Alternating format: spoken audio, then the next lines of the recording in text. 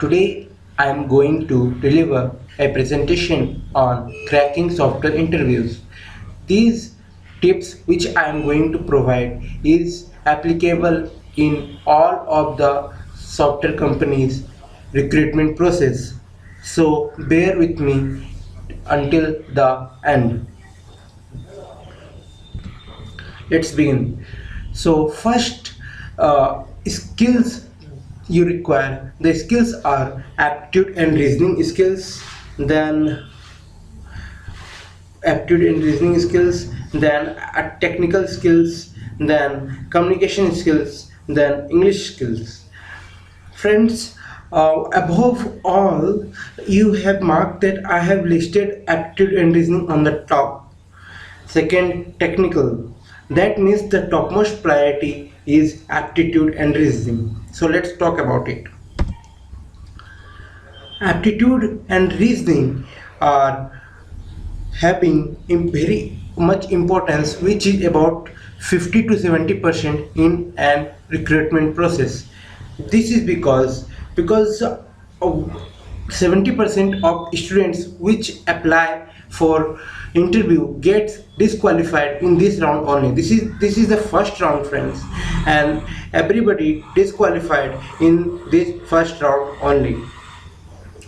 So you have to prepare thoroughly this subject. What happens, friend?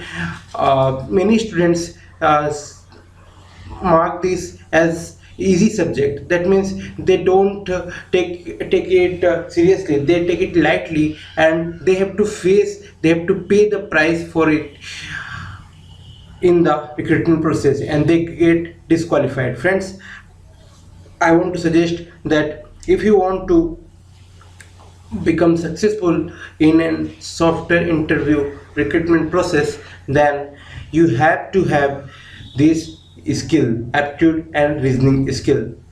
So how to prepare this aptitude and reasoning? Friends, there are many books, and the popular ones are known by you already. I'll not name them. You can see the videos in YouTube. Let me tell you, the most famous one is RS Agarwal for aptitude and reasoning. So just do that book, and it will be enough for you to crack a software interview, or it is also good book for cracking government jobs. So for preparing aptitude, in the beginning you have to pay attention towards it, that 70%. That means if you are reading 1 hour a day, you have to read about 40 minutes aptitude and reasoning.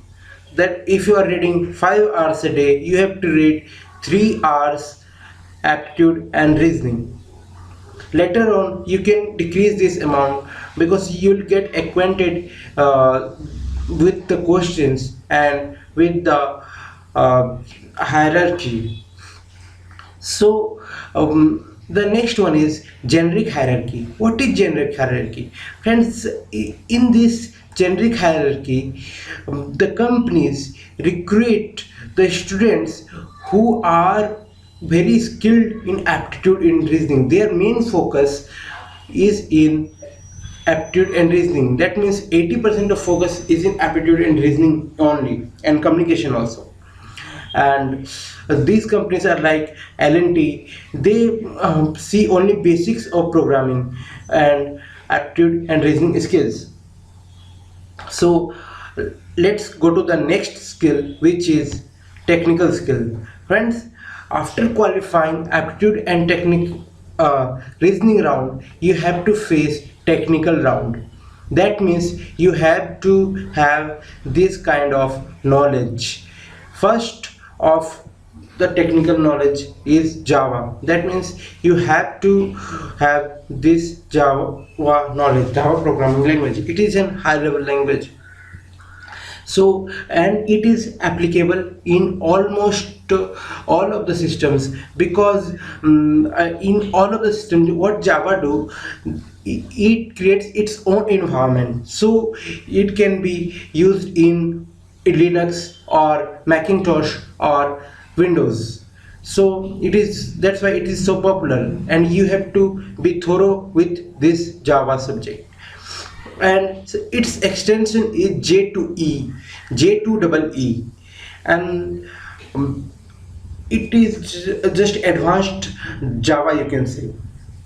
And Java and J2EE have to be known by you. Then second skill in technical is Android skill. That means the companies of Android recruit all types of students. That means they don't see year of passing, they don't see the percentage, they don't see the streams, they just see the talent in you. So if you want to crack these companies, Android companies in software, in after Android companies recruitment process, then you have to have knowledge about Android. Then third one is Angular JavaScript.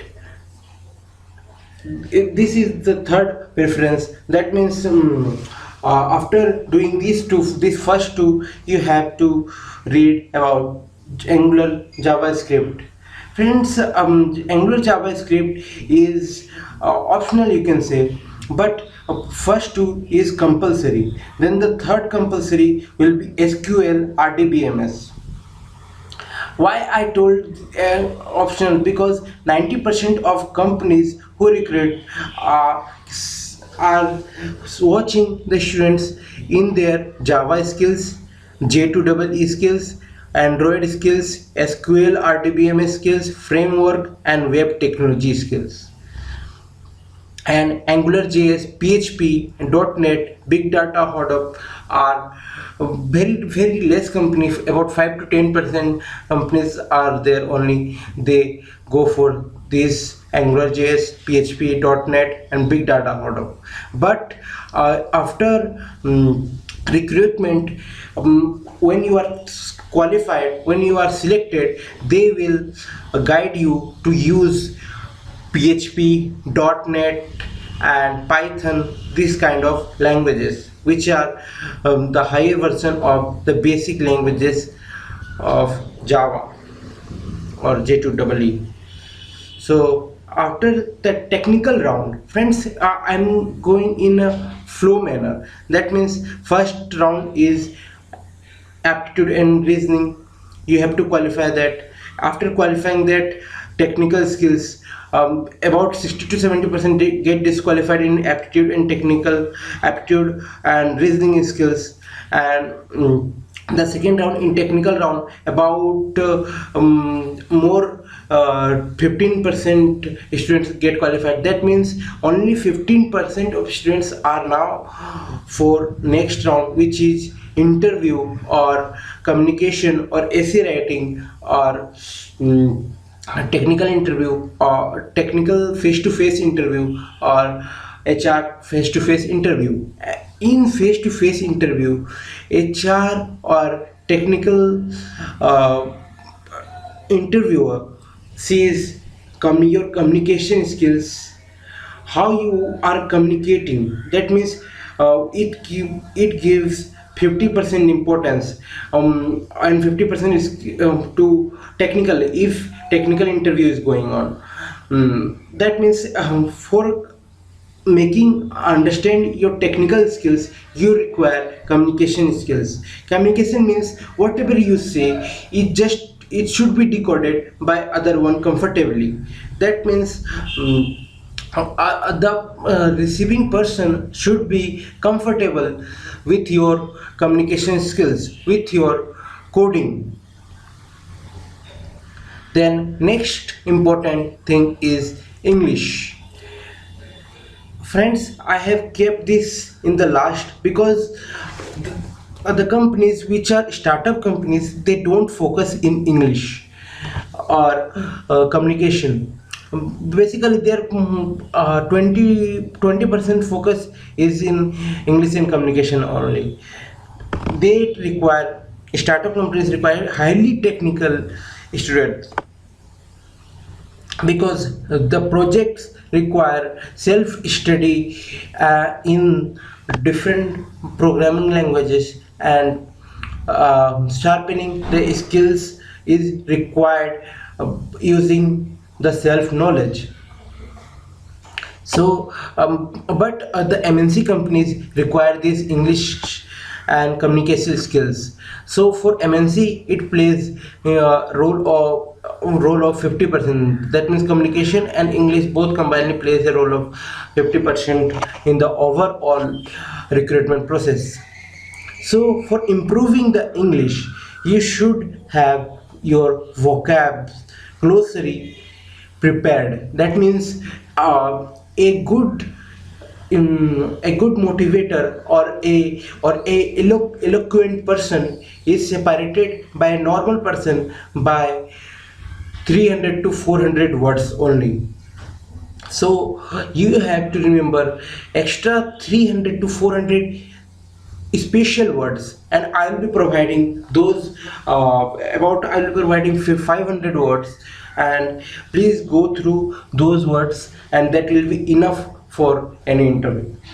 Then second skill in English section is active and passive voice.